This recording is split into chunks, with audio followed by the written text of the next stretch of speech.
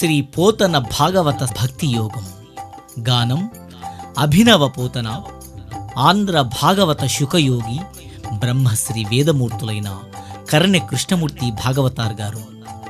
వినండి, తరించండి.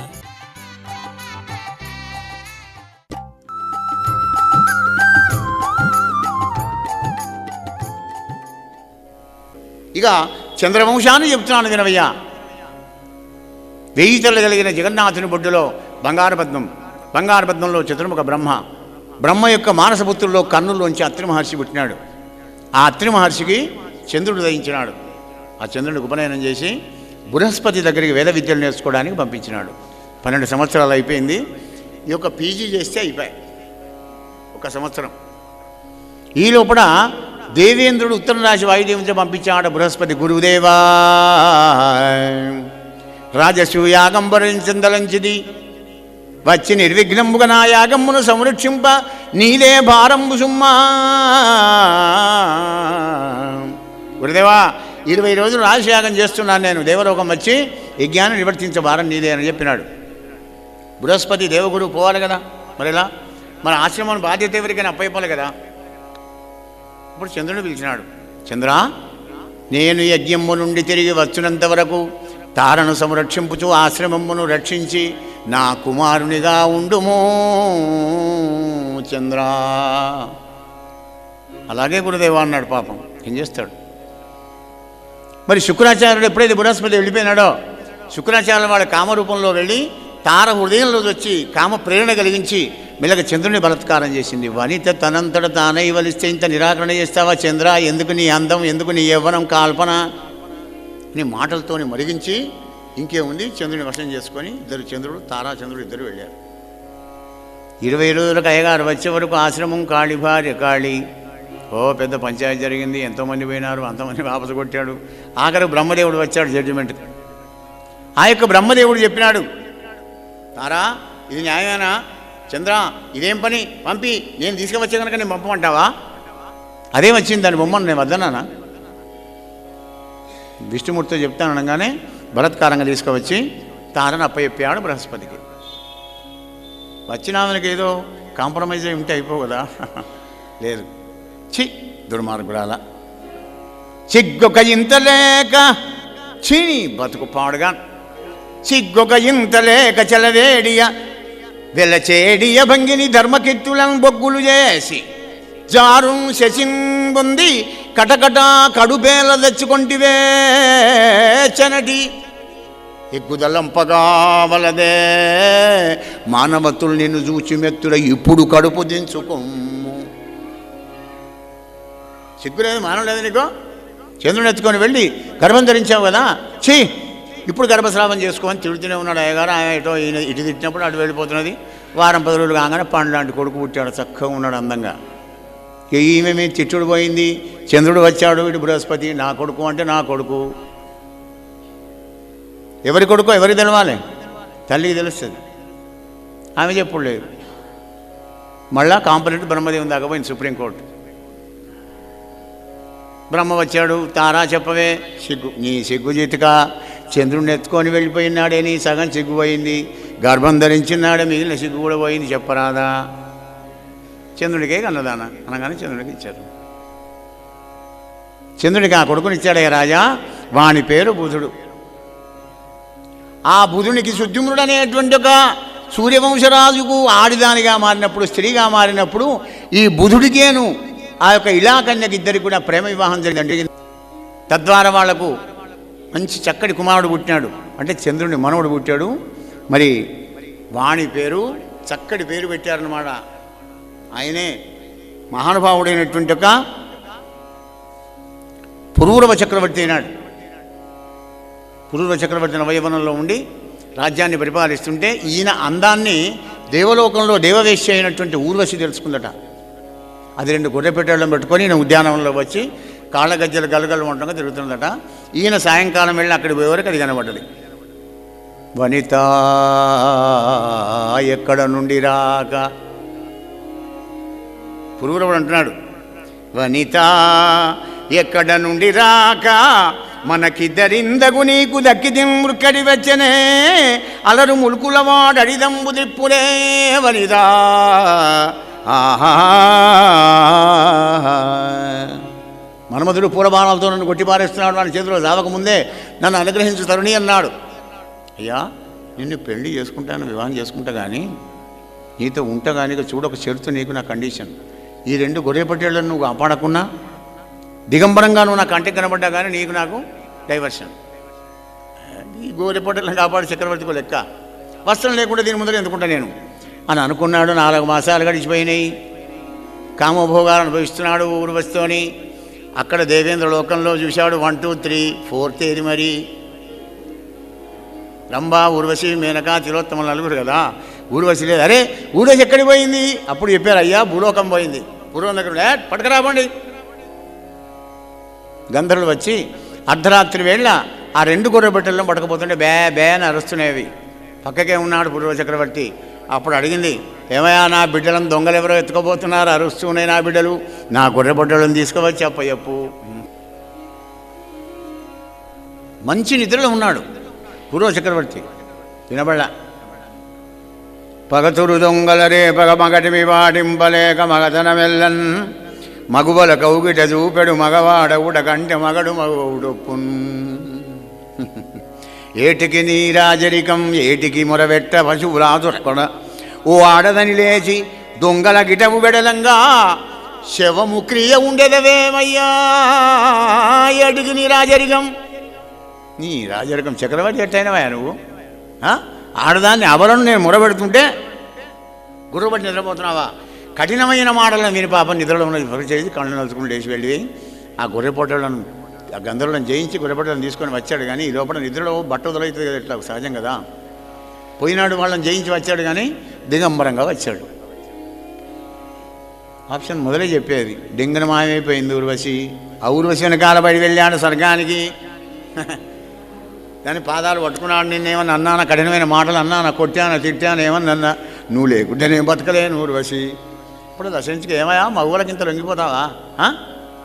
మగువలకింత లొంగెదవు మగవాడివే నీవు పశువు మాడికిన్ వగవందగవే మానుష పశువును మృగములుగా నీరు అయుగా కమేలని దినుడే. ఆడవాళ్ళకు లొంగిపోయేవాడు నువ్వేం చక్రవర్తివయా? నువ్వేమన్నా తిట్టు ఏమన్నా కొట్టుగా అని నిన్ను విడిచి నేను ఉండలేను ఊర్వశి. దానికే పాపం అనిపించింది. పాపం చూడవయ్యా చక్రవర్తి, మేము దేవతా వేశ్యలం, మాకు వాయువరసలు ఉండవు. సరే నువ్వు బతినాడుతున్నావు కనుక నా గర్భంలో నీ కొడుకులు పెరుగుతున్నారు, 1 ఏడాది ఆగిరా, నా కొడుకులను ఇస్తాను పొమ్మన్నది. భూలోకం వచ్చి పూర్వ చక్రవర్తికి పెద్ద యజ్ఞం చేసి సంవత్సరం అయిన తర్వాత మళ్ళీ సర్వలోకం పోయి ఆ ఊర్వశి గర్భంలో ఉన్నటువంటి ఒక పిల్లవాళ్లను ఆయువు, శృతాయువు, సత్యాయువు, రయుండు, జయుండు, విజయుండు అనగా 6 పుత్రులు. అందులో పెద్ద కొడుకైన వాడికి కుశుడు అనేవాడు పుట్టాడు. కుశాంబుడు, ధూర్తయుడు, వసువు, కుశనాభుడు అనే వాళ్ళు 9 సంభవించారు. అందు కుశాంబుడికి గాధి అనేవాడు పుట్టి పెద్దగా రాజ్యాన్ని పరిపాలిస్తున్నాడు. ఆ గాధి అనేటువంటి మహానుభావుడికి ఒకే ఒక ఏకైక పుత్రిక సత్యవతి అనేటువంటి పుణ్యాత్రాలు పుట్టింది. కూతురుకు పెళ్లి చేయాలి అని అనుకుంటున్నాడు. కానీ అప్పుడు సంబంధాలు ఇంకా వచ్చలేదు. ఏమయ్యా నీ బిడ్డని ఇస్తావా అని అడిగే రోజులు అవి. అవే రోజులు మళ్ళా వస్తున్నాయి. చక్రమేనా అది. అయితే గురుకులాన్ని నుంచి గురువాజ్ఞం తీసుకొని రుచికుడు అనే బ్రాహ్మణోత్తముడు వచ్చాడు ఈ గాది మహారాజు దగ్గరికి. ఏమయ్యా నీ కూతుర్ని ఇస్తావా? నేను పెళ్లి చేసుకుంటాను, నా కూతురు కావాలా? అయితే 1000 గుర్రాలను, గుర్రం తెల్లగా ఉండాలి, ఒక చెవులు తోక నల్లగా ఉండాలి, 1000 గుర్రాలు నాకు కన్యాశుల్కం ఇస్తే నా బిడ్డని ఇస్తాను, ఒక గుర్రం దక్కమని నేను ఇయ్యను అన్నాడు. వరుణదేవుని ఉపాసన చేసి ఆ రుచికుడు 1000 గుర్రాలను తీసుకొచ్చి మామగారికి ఇచ్చాడు. శబాష్, వీడు నా కూతుర్ని కాపాడుతాడు అనే నమ్మకం కలిగింది గాదికి. శుభముహూర్తంలో పెళ్లి చేసినాడు. రోజులు గడుస్తున్నాయి. ఒక్కనాడు రుచికుడు యజ్ఞానికి పోతుంటే సత్యవతి అన్నది, ఏమండి మా అమ్మకు కూడా మగ సంతానం లేదు, మనకు కూడా ఒక మగ సంతానం కలగాలి కనుక 2 చెరువులు తీసి పెట్టండి మీరు యజ్ఞం చేస్తున్నప్పుడు. అంటే పరమాత్మగా నివేదన చేసినటువంటి ప్రసాదం. 2 చెరువులు తీసుకువచ్చాడు. తరుణి, ఇగో ఈ చెరువు నువ్వు తిను, ఇగో ఈ చెరువు మీ అమ్మకి అలా పెట్టండి అనేది 2 చూసింది, పెట్టింది. ఆశ్రమ పనులు చేసుకుంటూ తల్లికిచ్చే చెరువు తాను తిన్నది, తను తినేది తల్లికిచ్చింది. మిస్ అయిపోయింది అనమాట. అది తెలుసుకున్నాడు రుచికుడు. అయ్యయ్యో ఎంత పని చేశావే సత్యవతి. తల్లి చెరువు నీవు దాల్చి నీ చెరువు తల్లి పాలనెడితివి తరళ నేత్ర. కొమ్మ ఇంక నీకు క్రూరుండు బుట్టు మీ అమ్మ బ్రహ్మ విధుని అనగుని గనుడు పొమ్మా. నువ్వు తినక మీ అమ్మకి ఎందుకు ఇచ్చావు? మీ అమ్మ సజ్జనుని కంటది, సాత్వికుణ్ణి. మరి నీకో క్రూరుడు పుడతాడు పొమ్మన్నాడు అనగానే ఏడుస్తుంది సత్యవతి. తొలుచూడు కానుపు మొదటి సంతానం ఇటువంటి క్రూరుడు పుడితే నేను నిరాభరించగలనండి పదాలు పట్టుకొని ఏడ్చింది. భార్య ఏడుపును పాపం అని నీ కొడుకు సజ్జనుడే పుడతాడు కానీ నీ మనవడు క్రూరుడై పుడతాడు పొమ్మన్నాడు. ఇప్పుడు కంప్యూటర్లో అయిపోయినాయి గడిచే ఎలాంటి అలాగేనా అని మనకు డౌట్. అవును మరి ఋషికుడు ఆ విధంగా ఉంటే మనం పూర్వ ఋషులు వాక్సిద్ధి మరి ఎలా వస్తుంది? తపస్సు చేస్తే వస్తుంది. ఏమిటా తపస్సు?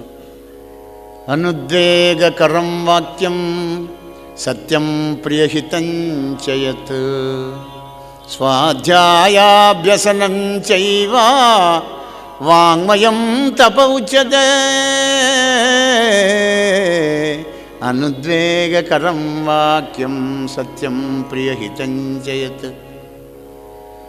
ఉద్వేగపూరితమైన మాట మాట్లాడకుండా సత్యంగా ప్రియంగా హితంగా మితంగా మాట్లాడుకుంటూ స్వాధ్యాయనం సద్గ్రంథపఠనం ఎవడైతే చేస్తూ ఉంటాడో వాడికి వాక్సిద్ధి కలుగుతుంది. వాడు ఏదంటే అది అవుతుంది అని చెప్పి ఏది పడితే అది అన్నారు వాళ్ళు మహాత్ములు. నీ కొడుకు సజ్జనుడు పుడతాడు కానీ నీ మనవడు క్రూరుడు పుడతాడు పొమ్మన్నాడు. పరీక్ష మహారాజా ఆ క్రూరుడే, ఆ కొడుకేమో జమదగ్ని మహర్షి, ఆ క్రూరునిగా పుట్టినటువంటి జమదగ్ని మహర్షి కొడుకే మరి పరశురాముడయ్యా. 21 రాజులందరినీ కూడా ధారణికి బలి చేసినాడు ఆ మహానుభావుడు, ధర్మ సంస్థాపనం చేసినాడు అన్నాడు. 24 అవతారంలో భార్గవ రామావతారం ఒకటి.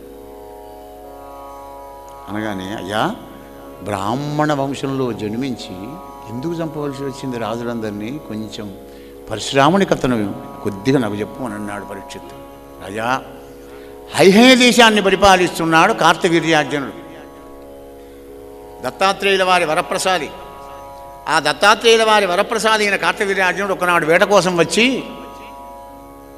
ఈ జమదగ్ని ఆశ్రమానికి వచ్చాడు. పొద్దుకు ఇంకే సమయం లోపల.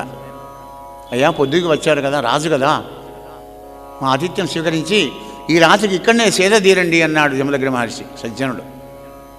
బాపనాయన గీన మనకేం సేవలు చేస్తాడు, రాజలాంఛనాలు కావాలి కదా, రాజలాంఛనాలు ఏం చేస్తాడు అనుకున్నాడు. ఈ బాపన ఏం చేస్తాడు అనుకుని అనుమానం చేస్తే, అయ్యా మీరు ఏం అనుమానం చేయకండి, మీ క్షత్రియ కులోచితమైనటువంటి యొక్క మీ సౌకర్యాలన్నీ కూడా నేను చక్కగా చేస్తాను. వాళ్ళకి ఏముంటుంది, కానాపీనా మజా ఉడానా, నాట్యం చేసుడు, డ్యాన్సులు చేసుడు మంచి కావాలి అంతే. వాళ్ళకు రాజులకు లగ్జరీ లైఫ్ కావాలి కదా.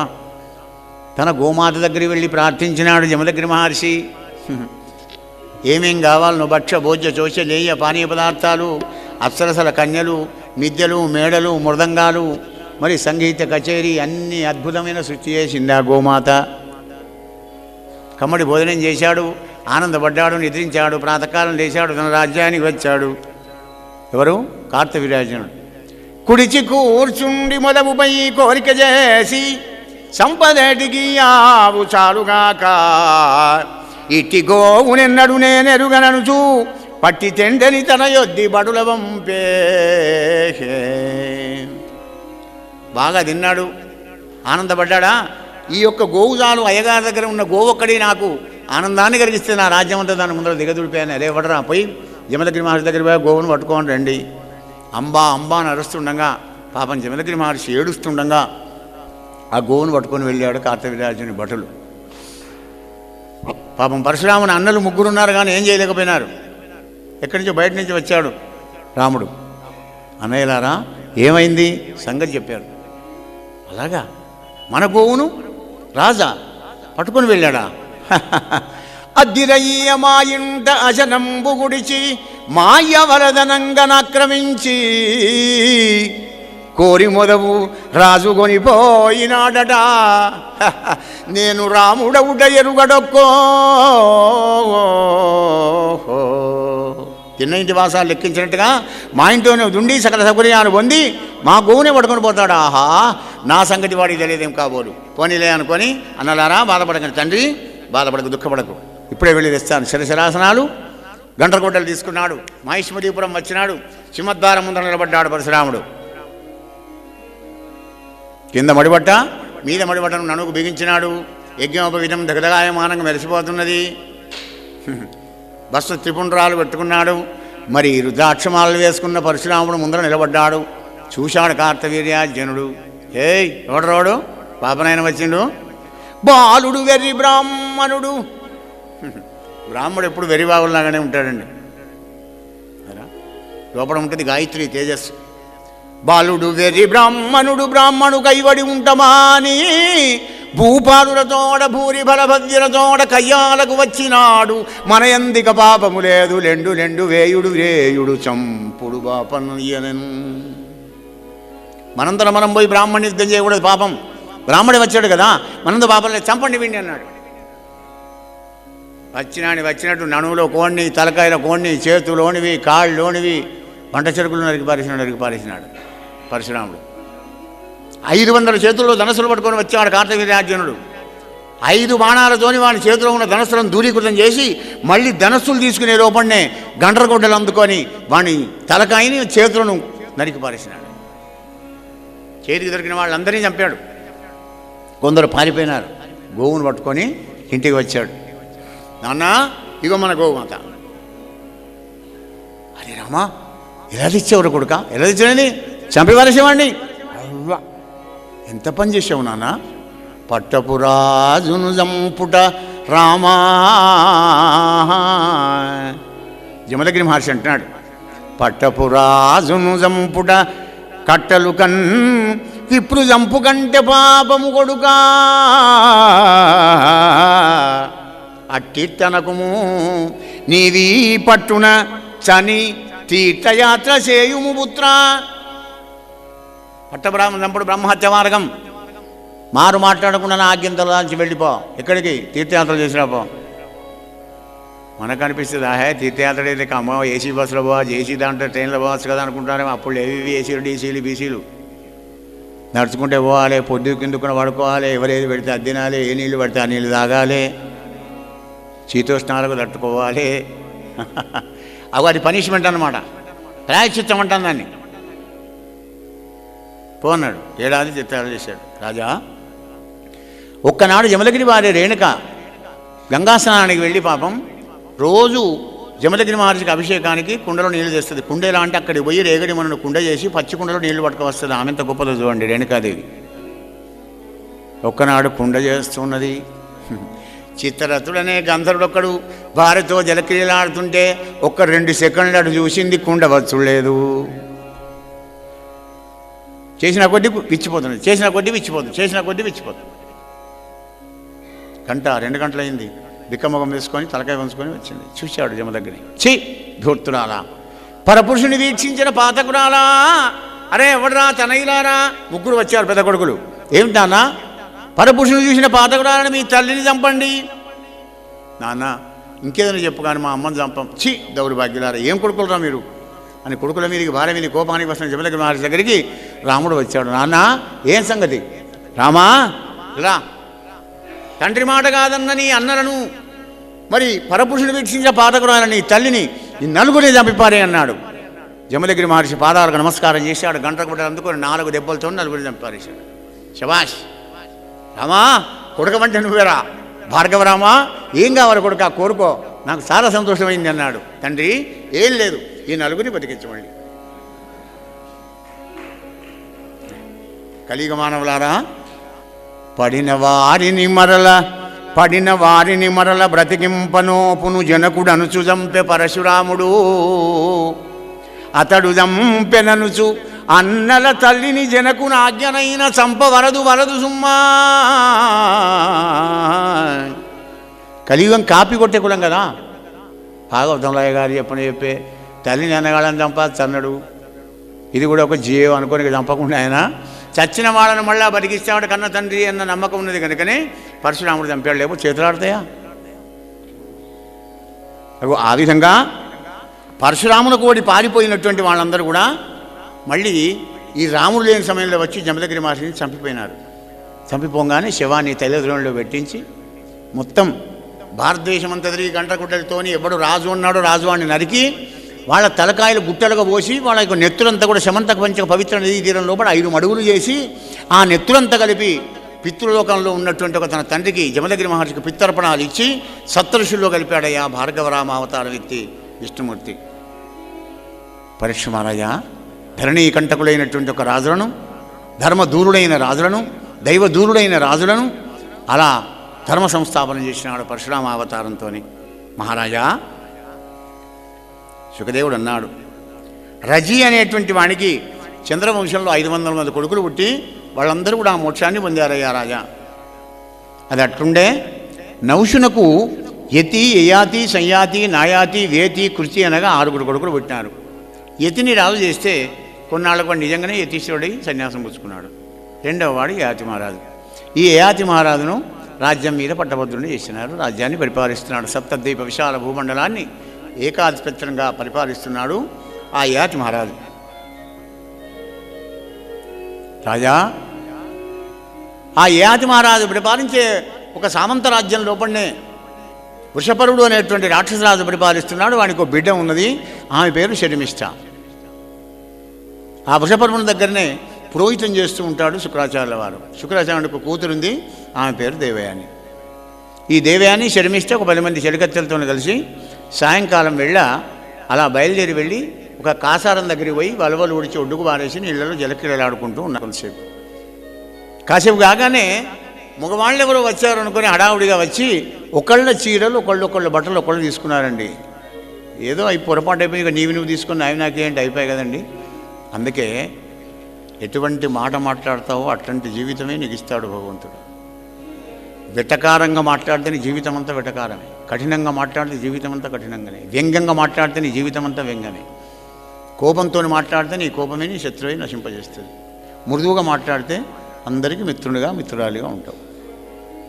దేవాన్ని ఏమంది చీరను పట్టుకొని చిచ్చి ఆ లోకేశ్వరుడైన బ్రహ్మముఖంబులోంచి వేదంబులు సుధీసేవులైన బ్రాహ్మలు జన్మించిరి. ఆ సుధీసేవ్యుండైన బ్రాహ్మణుడు మా తండ్రి భార్గవుడు గొప్పవాడు, అతని కూతురునైన నేను నీ వలువగట్టుదునే చేడియా. మొత్తిందండి, ఇట్లా పట్టుకుని పారేసింది అసహించుకుంటూ. అది రాజుబిడ్డే కదా. ఏంది ఆహా, నిన్ను కొట్టే పాలు వెళ్తాయి, నన్ను కోస్తే నెత్తులు వెళ్తుందా? నీ అయ్యే ముఖంలోంచి పుట్టినాడు బిడ్డ. ఏందో మాట్లాడుతున్నది ఇది, దీన్ని వలవలుడిచి బావిలో దొబ్బుండి అన్నది రాజుబిడ్డే కదా. వలవలుడిచి బావిలో దొబ్బితే కఠినమైన మాట మాట్లాడినందుకు తెల్లారేదాకా అందులో బడి ఏడిచింది. హసతా క్రియతే కర్మ హృదత పరిభుజ్యతే దుఃఖదాత న గొప్పస్తి సుఖదాత న కశ్చన స్వకర్మణాద్ భవేద్ దుఃఖం సుఖం తేనైవ కర్మణ. సరే, నవ్వుకుంటూ చేసిన కర్మఫలాన్ని ఏడ్చుకుంటూ అనుభవించాలి. తన చేసిన దాన్ని పడేయకపోవా శివునకు తరమే అంటాడు భారతంలో అనుశాసన పర్వంలో. తెల్లారుండి ఏడ్చుకుంటున్నది. అనుకోకుండా దైవయోగంతో గుర్రం మీద అశ్వం మీద కూర్చొని వస్తున్నాడు యాటి మహారాజు. ఏడుపు విన్నాడు. వచ్చి బావిలో చూసే వరకు పాపం బలబలు లేకుండా దేవయాని ఉంది. మీది కండువని తీసి ఆమెకు మొత్తినాడు. అది కట్టుకున్నది. ఈయన 2 తంతెలు దిగి ఆమె ఎడమ చేయిని కుడి చేయి బట్టి మీదికి లాగాడండి. ఒడ్డుకు వచ్చింది ఆమె.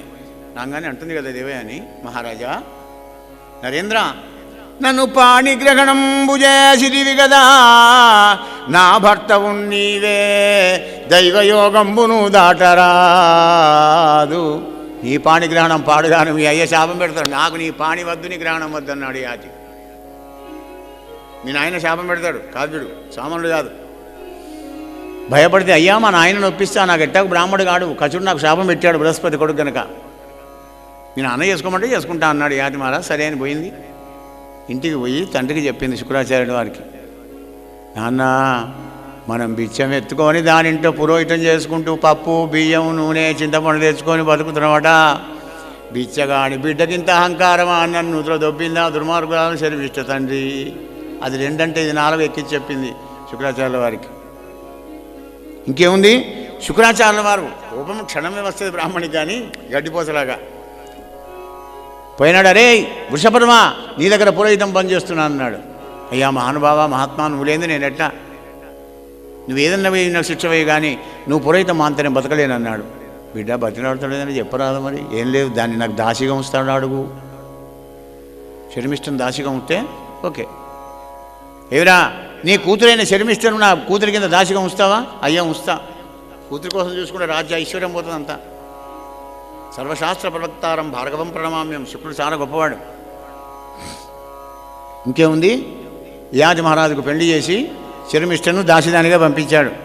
పంపించి అన్నాడు కదా అల్లునితోని, ఏ యయాతి మహారాజా, దాసిదానిగానే చూడు, కానీ వేరే మారిగా చూస్తే మాత్రం శాపం పెడితే తస్మాత్ జాగ్రత్త అని మొదలై హెచ్చరిక చేస్తాడు శుక్రాచార్యుల వారు. అలాగే మామయ్య అంటాడు. అంత దేవయాని యయాతి మహారాజునకిచ్చి శర్మిష్ట సంగమంపు చేయకమని నియమించుచనియే. అంత 2 సంవత్సరములకు ఆ యయాతి రాజు వలన దేవయానికి ఎదు తుర్వసులను 2 పుత్రులు కలిగిరి. 2 మగపిల్లలు పుట్టారు. ఒక్కనాడు దేవయాని శరంగుమాసి వెలుపల ఉన్న సమయమున శర్మిష్ట ఎడలు వేసి ఏకాంతమున యయాతి మహారాజు మనస్సును గనినా. మనవదిని బారింబడి యయాతి శర్మిష్ట సంగమమునరించిన. తద్వారా 3 పుత్రులు కలిగిరి నరేంద్ర. శరంగుమాసి బయట సమయంలో కూడా శర్మిష్ట ఒప్పుకుని దాసిదాన్ని అంటే సగం భార్యనయ్యా, నన్ను కూడా సంతానవంతురాలుగా చేసి ధన్యుడు చేయమని మాటలతో ఆయనను మనోదిని భార్యలో వారేసింది. తద్వారా 3 కొడుకులు పుట్టినారు శర్మిష్టకు. 3 ఏళ్ళ ఇది అయ్యాక దీనికి తెలవలేదు శర్మిష్ట యయాతి దేవానికి కూడా తెలియలే పాపం. 3 ఏళ్ళాడు ఒకడు, 2 ఏళ్ళాడు ఒకడు, 7 ఏళ్ళ వాడొకడు.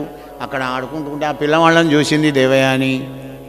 అరే ఈ పిల్లగాళ్ళ పోలికలన్నీ మా ఆయన పోలికలు వచ్చేరా, చిచి నేనే పొరపాటు పడుతున్నా, ఏమిటి సంగతి? ఆ పెద్ద పిల్లవాడిని 3 ఏళ్ళని అడిగారు. అరే మీ అమ్మ నాన్న ఎవర్రా అంటే శర్మిష్టను అని యయాతి మహారాజును చూపించినారు. పిల్లగాళ్ళు అబద్ధం ఆడరు, వాళ్ళకి మనం నేర్పాలి. 5 ఏళ్ళు దాటిన తర్వాత మెల్లగా చెంపదెబ్బ కొట్టి చెప్తావా అట్లా? అబద్ధం చెప్తావా? చెప్తా మమ్మీ. చెప్పు. ఒక వ్యాపారస్తుని పాపం 8 ఏళ్ళ అమ్మాయి 4 ఏళ్ళ కొడుకున్నాడు.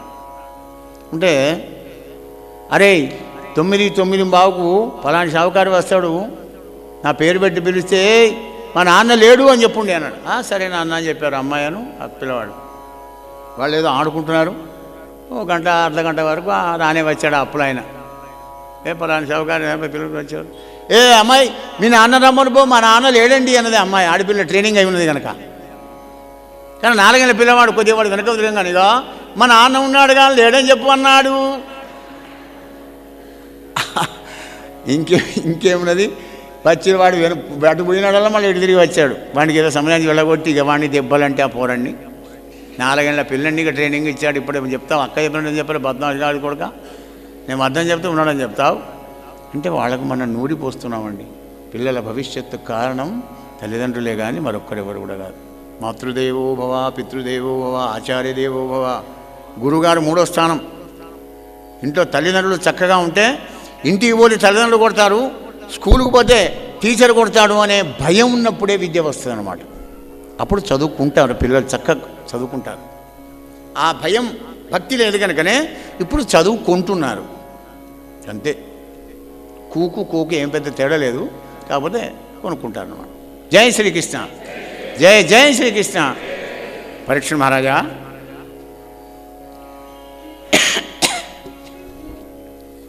మరి ఈ విషయాన్ని తెలుసుకున్నటువంటి దేవయాని వెళ్ళి శుక్రాచార్యులకు చెప్పింది.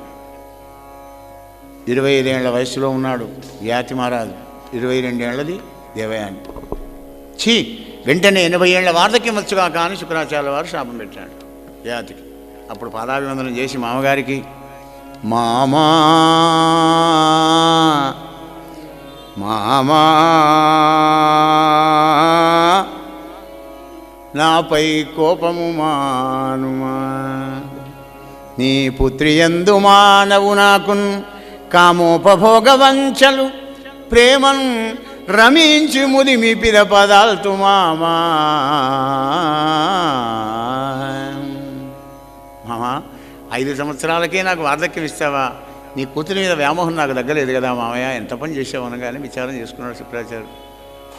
వీడికి శాపం పెడితే ఇండైరెక్ట్గా నా బిడ్డకు పెట్టినట్టే కదా. పోనీలే, అరే తామసంతో కోపం వచ్చి పెట్టాను. కానీ ఎవడన్నా యవ్వనంలో ఉన్నవాడు నీ వార్ధక్యాన్ని తీసుకొని వాడు యవ్వనాన్ని ఇస్తే నీకు కలుగుతుంది పోరా అన్నాడు. ఎవడియాలి? 5 కొడుకులు ఉన్నారు. వాళ్ళు యవ్వనంలోకి వచ్చేదా కొద్దిగా ఎదురు చూశాడు. తర్వాత పెద్ద కొడుకు వాడు 20 ఏళ్ళాడు, 19, 18 సీరియల్గా ఉన్నారు అందరు 5 కొడుకులు. పెద్దవాడి దగ్గరికి పోగానే ఏంది నీ వార్ధక్యం తీసుకొని నా యవ్వనాన్ని నాకు ఇప్పుడేం చేస్తావు నాన్న? ఏహే నేనియ్యా.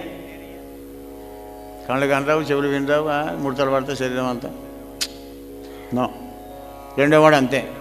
3, 4 అందరికి అంతే. ఇక చిన్నాడు ఒక్కడు మీనాడు, వీడొక్కడు పోతే ఆప్షన్ లేదు. ఇక వాడి దగ్గరికి వచ్చాడు యాతి మహారాజు పాపం. నానా పురు పుత్రా పుత్రా పిన్నవుగాని నీవు కడు పెద్దవు బుద్ధులందు. చిన్నవాడివే కానీ నువ్వు చాలా గొప్పవంతుడు కొడుక. రమ్ము నాయన్నా మదజ్ఞ దాటవు కదన్నా వినీతుడవన్నా నీకు నీ అన్నలు చెప్పినట్టు పరిహారము చెప్పకుమన్నా. నీ అన్నగారు చెప్పినట్టుగా ఉల్టా జవాబులు ఇవ్వకొడుక. నా జరందాల్చిన యవ్వనంబు ఓ సంగుమ పుత్రకా. గదం పట్టుకుంటాడు. ఇక వీడి ఆపసం పోతే కథమేనా, ఇంకేమైనా జీవితం. అప్పుడు పూర్వుడు అన్నాడు కదా, నాన్న నన్ను ఎందుకు వచ్చి నడుతున్నావు? ఈనాడు అందంగా యవ్వనంలో మెరిసిపోయే ఈ శరీరానికి కారకుడు నువ్వే కదా తండ్రి. తండ్రి మాటను జవదాటిన వాడు పురుగుల్లో పడిపోతాడు కదా. నేనంత అన్యాయనా? తప్పకుండా ఇస్తాను నా యవ్వనాన్నని. యవ్వనాన్ని ఇచ్చినాడు. 1000 సంవత్సరాలు ఆ యవ్వనాన్ని కూడా అనుభవించి, కామోపగాలు కూడా అనుభవించి, ఒక్కనాడు దేవయాన్ని దగ్గరికి పిలుచుకున్నాడు. ఎదుగు రాజ్యార్హత లేకుండా శాపం పెట్టి పూర్ణికి మధ్యప్రదేశం అంతా ఇచ్చి అప్పుడు అన్నాడు, దేవయాని 1000 ఏళ్ళు మనం కామోభోగాలు అనుభవించాం కదా. మహాశనో మహాపాప్మ విద్యేనమిహ వైరిణం. ఈ కోరికలు అనేటివి అనుభవిస్తున్నా కొద్దిగా జాలు అనమాట. అవి ఎనఫ్ అనవ ఎప్పుడు కూడా. ఇంకా ఇంకా ఇంకా కామోపభోగ సుఖములు వేమారును పురుషుడనుభవింపుచునున్నన్. కామోపభోగ సుఖములు వేమారును పురుషుడనుభవింపుచునున్నన్. కామంబు వృద్ధి వందునే ధూమద్దజుడాజ్య వృష్టి దృంగుడు వడునే. అగ్నిలో ఆవు నెయ్యి పోస్తే మడుతుందా మరుగుతుందా? మడుతుంది. 1000 సార్లు అనుభవించిన ఇంకా ఇంకా ఇంకా ఇంకా కావాలంటాడు. అందుకే 90 ఏళ్ళ ముసలాయనకు కూడా మంచి మంచి బట్టలు కట్టి అత్తరు సెంటుకింటి వేసి బాలుగీలు దువ్వి అత్తరు మీద రాసి, ఏం తాదా పెళ్లి కొడుకల్లో మెరిసిపోతున్నావు, పెళ్లి చేసుకుంటావా అంటే నవ్వుకుంటూ ఆ బొక్కు పైన పడుతుంది. నాకెవడు ఇస్తారా కొడుక అంటాడు. నాకెవడు ఇస్తారా కొడుక అంటాడు. కానీ నాకెందుకు ఇప్పుడు పెళ్ళి అని అన్నాడు. ఎవడు ఇయ్యడు కానీ ఇస్తే చేసుకుంటా అని. అంటే మనస్సుకు వార్ధక్యం లేదండి. ఇదే మనస్సు కదా. మళ్ళా పుష్పం మీది సుగంధాన్ని 5 ఇంద్రియాలతోని మనసుతోని మోసుకొని వెళ్ళి అక్కడ మళ్ళా మరుజన్మకు బీజం ఇచ్చేది ఇగో ఈ ఇంద్రియాలని, ఈ మనస్సే అన్నమాట. ఈ శరీరం ముసలిదైందే కానీ మనస్సుకు లేదు కదా అని చెప్పి అప్పుడు ఆ యొక్క దేవయానికి వైరాగ్యం కలిగించేటువంటి ఒక విషయాలను చెబుతున్నాడు మహానుభావుడైనటువంటి ఒక ఆ యాతి మహారాజు. యాతి గతం గత గతించింది గతించింది. ధన్యతనుందవే మనసా ధన్యతనుందవే మనసా నర జన్మ దుర్లభము తెలుసా. ధన్యతనుందవే మనసా నర జన్మ దుర్లభం. ధన్యతనుందవే మనసా నర జన్మ దుర్లభము తెలుసా. ధన్యతనుందవే మనసా. ఎన్నో జన్మల పుణ్య ఫలమిది, ఎన్నో జన్మల పుణ్య ఫలమిది. మానవ జన్మము ఏటి మరచితివి. ఎన్నో జన్మల పుణ్య ఫలమిది. మానవ జన్మము ఎట్టి మరచితివి. కర్తను నేనని కావరముందుచు, కర్తను నేనని కావరముందుచు. వికృత చేష్టల వికారముందక ధన్యతనుందవే మనసా. ధన్యతనుందవే మనసా నర జన్మ దుర్లభము తెలుసా. ధన్యతనుందవే మనసా. ప్రపంచమంతా మాయామయమని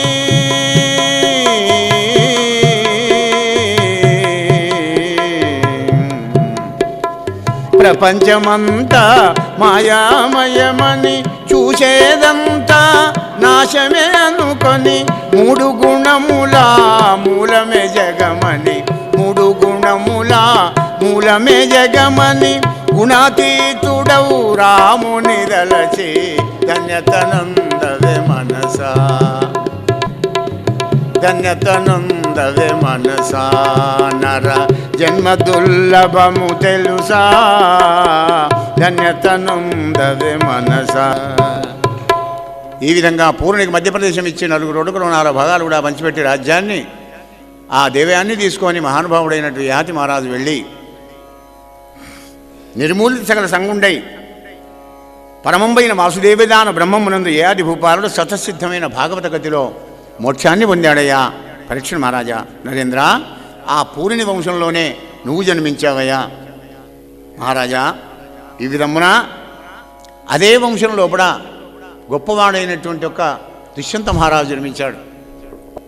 ఆ దుష్యంత మహారాజు ఒకనాడు వేట కోసం బయలుదేరి వచ్చి కణ్వమాముని యొక్క ఆశ్రమానికి వచ్చి అక్కడ ఉన్న ఒక అమ్మాయిని చూసి అనుకున్నాడు, ఈమె ఎవరబ్బా అని. కణ్వ మహర్షి ఊర్ధ్వరేతస్కుడు, మరి ఈ అమ్మాయి ఎక్కడిది అయినా అడిగాడు. ఎవరమ్మా నువ్వు అంటే, అయ్యా విశ్వామిత్రుడి మేనక గన్నదాన అని చెప్పింది. అయితే నువ్వు రాజుబిడ్డవే, రాజుబిడ్డవు కనుక నీకు నచ్చిన వరుణ్ణి పెళ్లి చేసుకునే అర్హత స్వాతంత్రం నీకు ఉన్నది కనుక ఇష్టమైతే నన్ను పెళ్లి చేసుకొని మాటలతో నొప్పించి ఆమెకు గర్భాన్ని ధరింపజేసి వెళ్ళాడు. కణ్వమాముని వచ్చి ఏర్పాటు చేసుకొని, అయితే మానే బిడ్డ నిన్ను పెళ్ళాడిన వాడు రాజు కదా, ఏం బాధపడకన్నాడు. 10 మాసాలు కాగానే కొడుకు పుట్టాడు. 21 నాడు భరతుడు అని మనకి నామకరణం చేసినాడు కణ్వ మహర్షి. 5 ఏళ్ల పిల్లవాడైనాడు. ఒకనాడు శకుంతలను చూసి, బిడ్డ ఎన్నాళ్ళు ఉంటావు ఇక్కడ ఆశ్రమ భూమిలో, సరణీల స్నానం చేసుకుంటూ కన్నమూలాలు తినుకుంటూ, పట్టపరాజు నీ మగడు, చక్రవర్తి నీ కొడుకు, ఇటువంటి కొడుకును అటువంటి భర్తను పెట్టుకొని అడవిలో ఎన్నాళ్ళు ఉంటావు వెళ్ళవమ్మా అని శిష్యుని ఇచ్చి పంపించాడు. అక్కడి పోంగని వాడు నాకట భార్యట కొడుకట అని అవహేళన చేశాడు దుష్యంత మహారాజు. అప్పుడు పంచమహాభూతాలు ఆకాశవాణి చెప్తోంది, దుష్యంత మహారాజా తప్పు, అలా అనకు. అదని వల్లభవాడు నీ సుతుడు భార్యాపుత్రుడం పాత్రుడం వదలంగాదు అలనాటి కణ్వవనిక వైవాహికారంభము మరి నూహింబుమా శకుంతలా వచనములు మాన్యంబులవు భూవరేంద్ర. అదే నీ వల్లభవాడు నీ సుతుడు, ఆయనకి ఎదికే. కానీ నీ భార్యని కొడుకనగానే పక్క కూర్చోండి జనాలంతా ఏమనుకుంటారు? జనవాక్యంత కర్తవ్యం. ధర్మోపాసకులుగా ఉంటే పూర్వం మన రాజులు వాళ్ళందరికీ తెలిసింది కదా. ఇప్పుడు ఆకాశవాణి చెప్పింది కదా, తేటతల్ల మీరు రమ్మన్నాడు, పక్క కూర్చొని పెట్టుకున్నాడు. వాడిని పెంచి పెద్దవాడిని చేసి దుష్యంత మహారాజు హాయిగా వానప్రస్థం వెళ్ళిపోయినాడు. ఇప్పుడు భరతుడు వివాహం చేసుకొని 133 యజ్ఞాలు గంగా తీరం లోపల చేసి అర్థపతి కంటే గొప్పవాడైనాడు. రాజా, ఆ భరతునికి 3 మంది భార్యలట. 3 మంది భార్యలకు 3 కొడుకులు పుట్టినారు. కానీ భర్తలాగా అందంగా లేరని వాళ్ళ గొంతు విసిగి చంపారండి వాళ్ళు. నానా విధాన్ని దివ్యాన్ని ఒక్కొక్కళ్ళ మెంటాలిటీ ఎలా ఉంటుందో మనకేం తెలుస్తుంది. అపుత్ర కూడా అయినాడు. అన్న భార్య ప్రసవిస్తూ 2 కవల పిల్లల కంటే వీడిని నువ్వే భరించు అంటే వాడిని భరద్వాజుని నామకరణం చేసి భరత వంశానికి భరద్వాజుడు మూలకర్త అయినాడయ్యా పరీక్ష మహారాజా. బృహద్రథుడు అనేటువంటి వాడికి 2 భార్యలు. ఆ 2 భార్యలకు ఓ మునీంద్రుడు పండిస్తే చెరో వక్క కోసి ఇచ్చాడు. పాపం వాళ్ళకు చెరో వక్క పుట్టింది సంతానం. ఆ 2 వక్కలు తీసి పెంట ముందర వారేశారు. రాత్రి జర అనే రాక్షసు వచ్చి ఆ 2 ఎత్తకంగానే పిల్లవాడు ఏడుస్తుంటే ద్వారం దగ్గర పెట్టిపోతే జరచేత సంతానం చేయబడ్డాడు కనుక జరాసంధుడు అనేవాడు పుట్టాడయ్యా రాజా. మహారాజా, బాహ్యుడు అనే వారికి సోమదత్తుడు పుట్టే ఆ సోమదత్తునకు భూరిశ్రవసు శరుండని వాడు పుట్టారయ్యా రాజా. భాతీయ శంతనునకు గంగాదటికి వైష్ణవాగ్రగణ్యుడు ఘోరారాతి నయన నీలోత్పల భీతికర గ్రీష్ముడైన భీష్ముడు పుట్టే. సత్యవతికి శంతన మహారాజుకు జన్మించినటువంటి వాడే మహానుభావుడైన భీష్మాచార్యుడు మహాపరమ భాగవతోత్తముడు పుట్టాడయ్యా రాజా. ఆ శంతనునకు తర్వాత దాశకన్య అయిన సత్యవతి యందు చిత్రాంగద విచిత్ర వీరుడు 2 కొడుకులు పుట్టారు. ఈ సత్యవతికి వివాహం కాకముందే దేవర న్యాయంతో పరాశరుల వారి యొక్క సాంగత్యంతో మా తండ్రి గారైన వ్యాసభగవానుడు పుట్టాడు. వ్యాసభగవానికి అరణి లోపల నేను జన్మించానయ్యా రాజా. ఆ విచిత్ర వీరులకు కాశీరాజు కూతురును, వాడేమో చిత్రరథుడేమో గంధర్వ యుద్ధంలో మరణించాడు. ఉన్నాడు ఒకడు విచిత్ర వీరుడు. వానికి అంబికా అంబాలికలను ఇద్దరిని తీసుకువచ్చి పెళ్లి చేస్తే ఇద్దరు భార్యలతో కామభోగాలు అనుభవించుకుంటూ వాడు మరణించాడు. భరతవంశం ఆగిపోయింది. భరతవంశంబు నిలుపందగురాయని తల్లివేడ వ్యాస మహామనీషి భరత సంతతి నిలిపే. భ్రాతృక్షేత్రం లోపల దేవర న్యాయం అనేటువంటి ఒక ధర్మాన్ని అనుసరించి వంశాన్ని నిలబెట్టినాడు. అయ్యా, ఒక్కటి రహస్యం ఇక్కడ చెప్పాలి మనం. దేవర న్యాయం అంటే అప్పుడు డైరెక్టివ్, ఇప్పుడు ఇండైరెక్టివ్. టెస్ట్ ట్యూబ్ బేబీ అని ఇంగ్లీష్లో ముద్దు వచ్చే పేరు పెట్టుకున్నాం దానికి. విన్నారా? వంశాన్ని నిలబెట్టుకోవడానికి బ్రహ్మఋషి కానీ, రాజఋషి కానీ, దేవఋషి కానీ ఆ ఋషితోని సమాగమం చేసి మన వంశాన్ని నిలబెట్టుకోవడం, భర్త ఆజ్ఞ అయితే భార్య అలా చేయడం, అప్పుడు జీవం ఉండే. అది కలియుగంలో తీసి పారేశారు కనుక దాన్ని ఇండైరెక్ట్ చేసి పారేసి టెస్ట్ ట్యూబీ అని పెట్టారు. జయ శ్రీరామ్, జయ జయ శ్రీరామ్. అయ్యా, ఏ ఆది కొడుకైన అనువునకు సభానరుడు దక్షు పరశుని వారం పుట్టిరి. అతని కడుపున సుతపుడనే వాడు పుట్టే, సుతమునకు బలి పుట్టిరి. మరి అదే వంశం లోపల రోమపాదుడు అనేవాడు పుట్టినాడు. రోమపాదునికి ఋష్యశృంగుడు పుట్టినాడు. ఆ రోమపాదునకు చతురంగుండును, చతురంగుడు బుధరాక్షుండును, బుధరాక్షునకు బృహద్రథుండును, బృహదునకు పృథురథుండును, వాడికి ముగ్గురు పుట్టిరి. అందులో సత్యకర్ముడు అనేటువంటి వాడికి అతిరథుడు జన్మించాడు ఆ రాజా.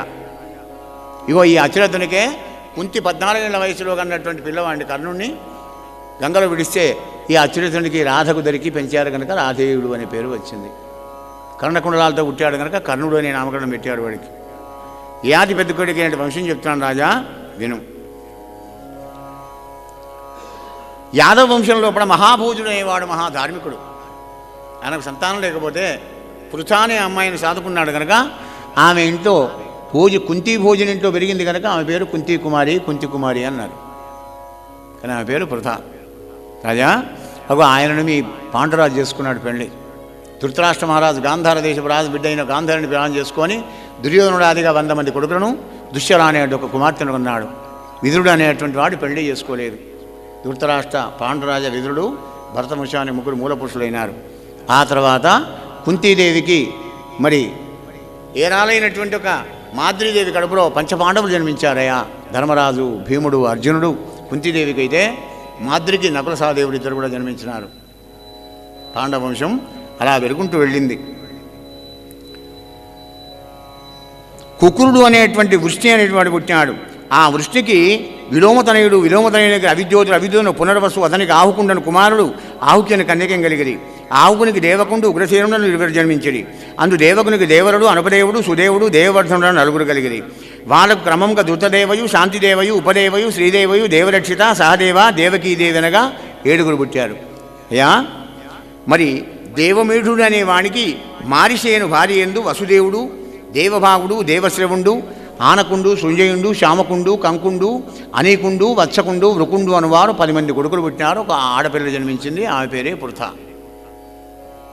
వసుదేవుడు పుట్టగానే ఆకాశంలో దుందుబులు మోగినాయట. ఎందుకంటే ఈయన కడుపులో నారాయణమూర్తి పుడతాడు అని.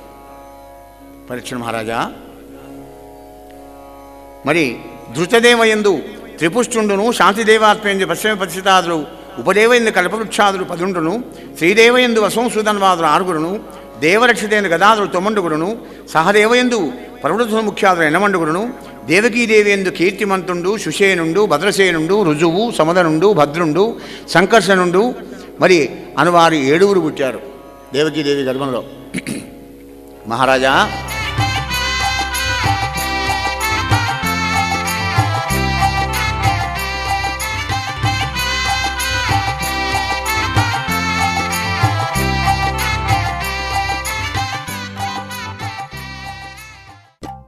శ్రీ పోతన భాగవత భక్తి యోగం. గానం అభినవ పోతన, ఆంధ్ర భాగవత శుకయోగి, బ్రహ్మశ్రీ వేదమూర్తులైన కరణ్య కృష్ణమూర్తి భాగవతార్ గారు. వినండి, తరించండి.